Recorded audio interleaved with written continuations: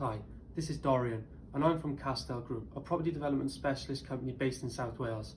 And I'm doing a quick video now because we've been asked recently on how we work with investors. So I thought I'd do a video of 7 top tips of how we work with them and hopefully it helps you on your journey. The first thing I would say is I'd highly recommend you put in place what we call an investor criteria. And the more detail you can put into this, the better. It's basically what you want in an investor and who you want to work with. The reason we put this in place is because obviously you start speaking to a lot of people and you need to quickly identify those that you feel that you can work with.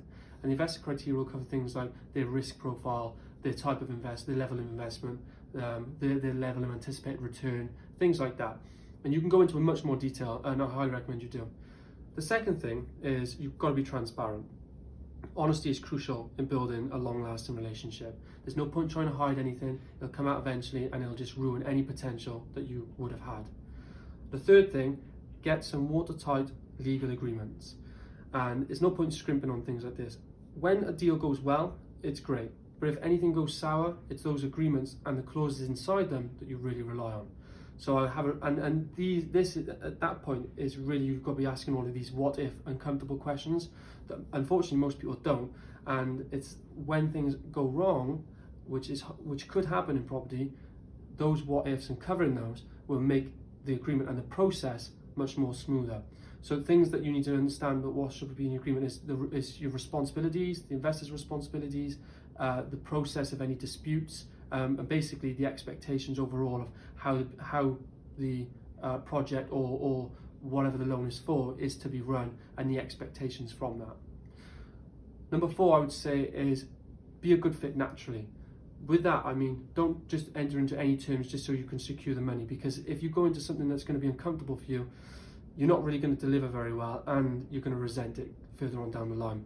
Most property development projects or property projects in general last for quite a while, so entering into something purely based on the money is never the best thing to do. Number 5, don't overstate returns.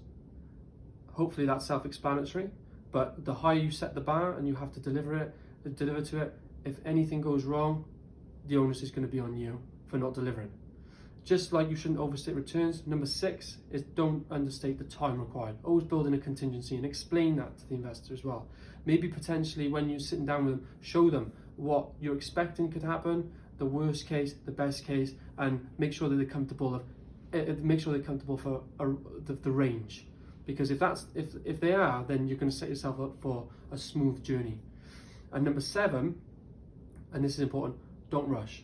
This is a relationship that you hopefully want to nurture for a long period of time, and you never really want to speak to an investor and basically say that I have a deal right now and I need money today, because that's quite pressuring, and you need to really spend the time on seeing if there's any synergy, if you like working with them, if they like working with you. You've got to go through the deal together or the process together, identify the security, identify the risks, raise the questions, answer them, the difficult questions, the what ifs, and ultimately work out if this is going to be a good partnership for both of you. Hopefully that helps you guys. There's many more, but I've just given you the top 7 that we work to. If you have any others, comment below. Love to hear from them, but hopefully this really helps you. Best of luck on your journey.